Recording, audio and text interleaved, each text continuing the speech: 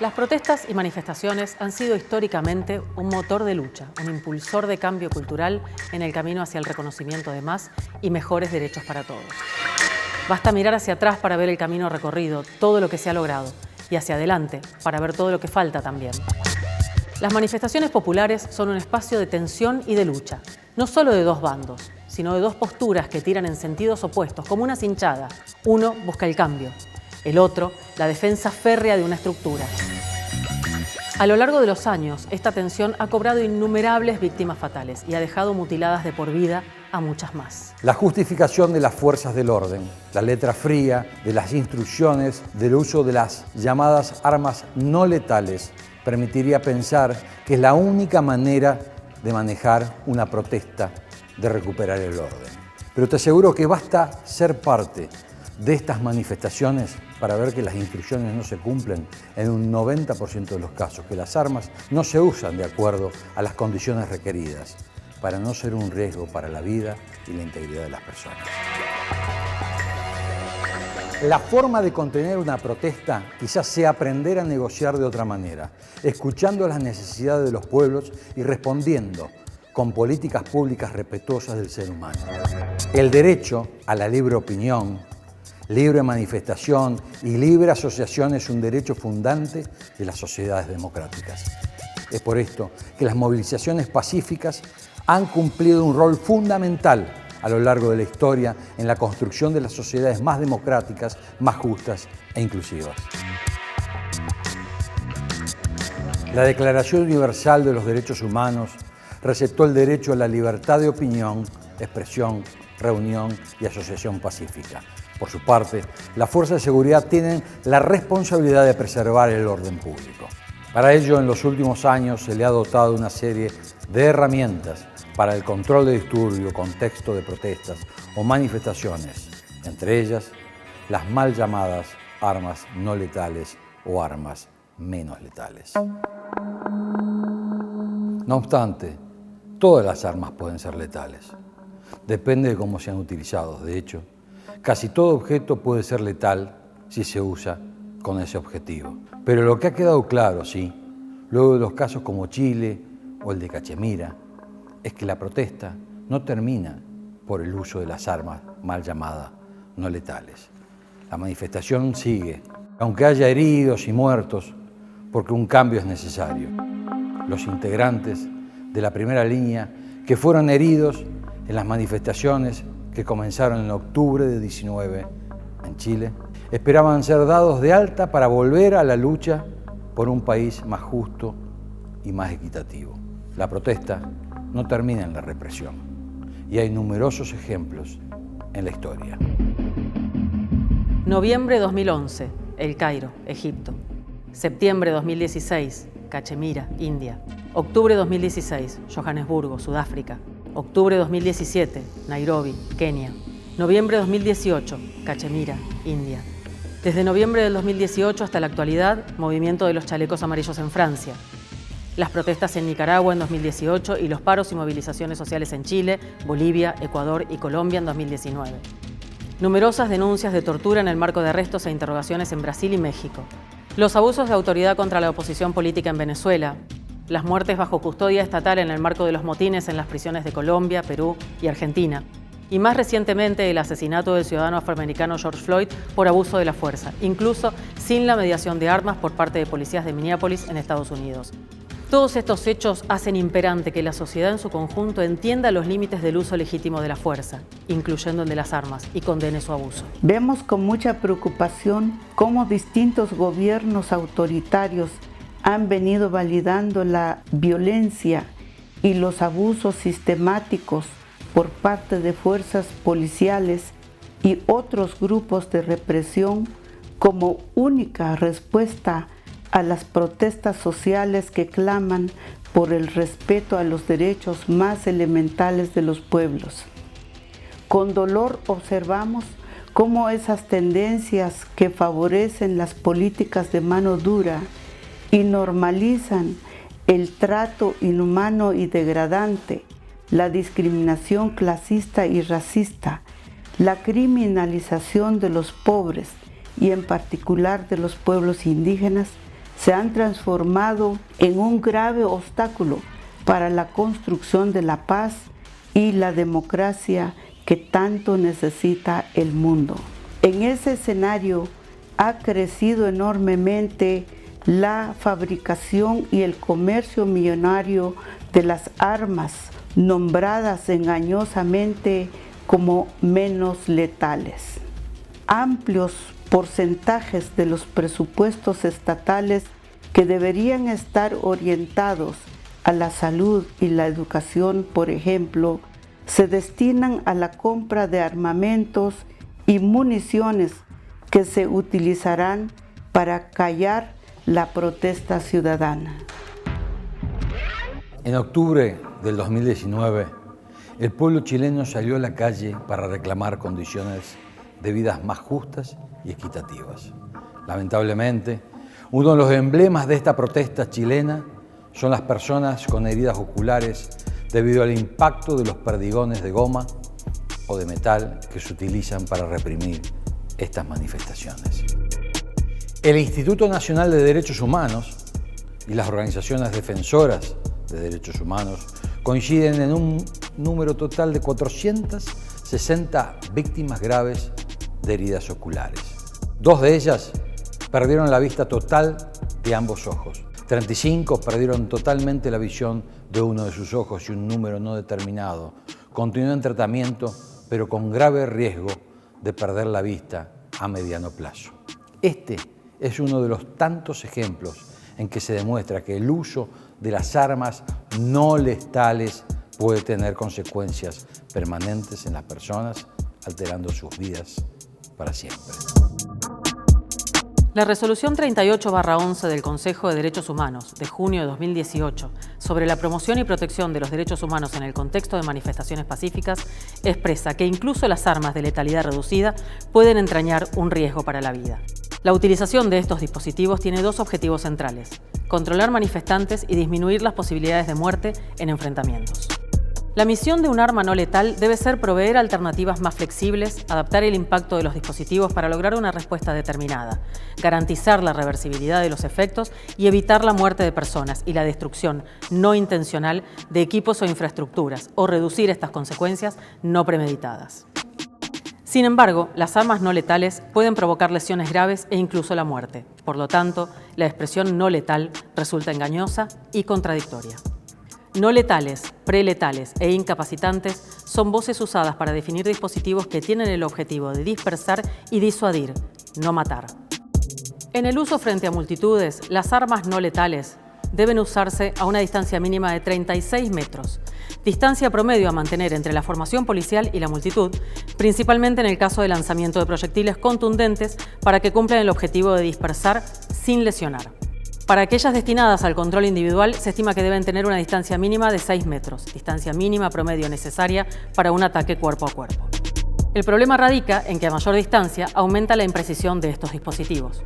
Este tipo de armas jamás debería apuntarse contra el cuello, el rostro, la cabeza y el torso de los manifestantes, ya que pueden dañar órganos vitales.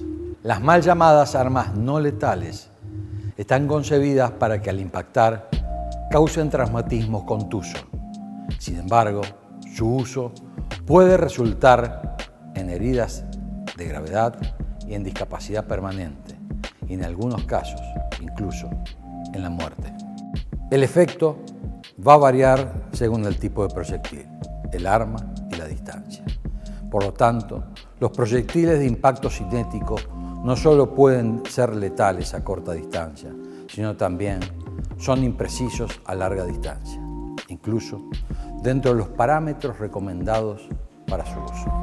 Mientras los fabricantes de armas enfatizan los beneficios de la supuesta fuerza menos letal, las organizaciones de la sociedad civil nos enfocamos en la semejanza de estas con instrumentos de tortura y violación de derechos civiles y humanos. Una investigación realizada por Fundación para la Democracia arrojó como hallazgo 3 problemas centrales e interrelacionados en cuanto a este tipo de dispositivos: la inmensa variedad y tipos tanto de balas como de armas que los disparan, Existen más de 75 tipos de balas y armas que las disparan. Más de 450 empresas en más de 52 países alrededor del mundo fabrican sistemas de armas menos letales. La seria deficiencia en capacitación y reglamentación adecuada para cada tipo específico de arma y munición, ajustadas a normas y estándares internacionales de derechos humanos. Mientras algunas iniciativas de la región capacitan a los usuarios durante algunas semanas o meses, otras contemplan programas de hasta un año.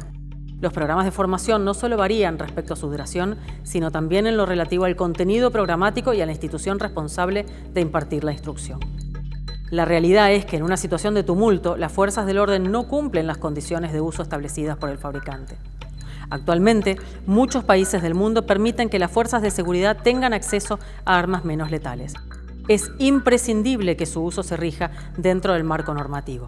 Pero como esto no ocurre, nosotros proponemos e impulsamos la prohibición. Asimismo, es esencial que cada Estado incorpore las normativas internacionales en su marco jurídico nacional con el rango de ley, así como también debe pautar y regular el uso de la fuerza. Finalmente, se deben respetar los principios de legalidad, precaución, necesidad y proporcionalidad y rendición de cuentas. Hay historias detrás de los datos. Quisiéramos ponerle nombre, apellido, fecha y lugar a víctimas de la violencia infligida por las fuerzas de seguridad con armas no letales. En noviembre de 2011, a Malek Mostafa, periodista y activista de 37 años, le dispararon en el ojo derecho con una bala de goma durante una protesta exigiendo la renuncia del presidente en El Cairo, Egipto. En septiembre del 2016, Nasir Ghaz, un niño de 11 años, murió con rastros de perdigones que utilizó la policía en Cachemira, India. En junio de ese mismo año, Burhan Wani, militante separatista musulmán de 22 años, fue abatido por la policía. En noviembre del 2018, la pequeña Iva Nasir, de 2 años, se convirtió en la víctima más joven del uso de perdigones en Cachemira. Los doctores consideran que es muy poco probable que recupere la vista. El 18 de diciembre de 2016, en Carahue, región de la Araucanía, en Chile, Brandon Hernández Huentecol, de 17 años, un joven del pueblo mapuche, fue gravemente herido por la espalda por un agente de la policía, luego de intentar defender a su hermano de 13 años. Brandon recibió el impacto de más de 100 perdigones que le perforaron el cuerpo mientras se encontraba tendido en el piso. Las lesiones lo dejaron con fractura de pelvis, rotura de arterias vitales, más de 20 perforaciones en el tubo digestivo y diferentes derrames y traumas en distintas partes del cuerpo. Sobrevivió, con graves secuelas para el resto de su vida. Más recientemente, el 3 de agosto de este año, en Lumaco, también en la Araucanía chilena, el señor Juan Nahuelpi sufrió numerosas heridas producidas por perdigones disparados por un oficial de carabineros de Chile. 7 de esas postas metálicas recubiertas de goma impactaron directamente en su rostro. El señor Nahuelpi es un lonco, una importante autoridad comunitaria para el pueblo mapuche, que se encontraba participando de una protesta pacífica. El 12 de octubre del 2016, el padre Graham Pugin, sacerdote de 61 años, recibió el impacto de una bala de goma en su rostro, mientras intentaba defender la entrada de la iglesia en Santa Trinidad de Johannesburgo, Sudáfrica. Esto ocurrió durante el enfrentamiento entre la policía y los estudiantes que protestaban contra los aranceles universitarios. El 26 de octubre de 2017, Caroline Neri Mamkudo iba a la farmacia cuando un oficial de policía le disparó en la cabeza con una bala de goma en Nairobi, Kenia. Sucedió durante enfrentamientos entre manifestantes y la policía el día del balotaje. En diciembre de 2017, Daniel Sandoval, joven docente de Buenos Aires, Argentina, estaba protestando contra la reforma previsional y social cuando le dispararon varias veces con balas de goma. generándole heridas en su cara y su torso. Perdió la vista en un ojo. El viernes 8 de noviembre de 2019, durante las manifestaciones en Santiago de Chile, el joven estudiante de psicología, Gustavo Gatica, de 21 años, fue herido gravemente en los dos ojos por perdigones disparados por carabineros. Perdió la vista en forma permanente. El día 8 de noviembre fui atacado por carabineros de Chile, en particular el teniente coronel Claudio Crespo, con una de estas llamadas armas no letales.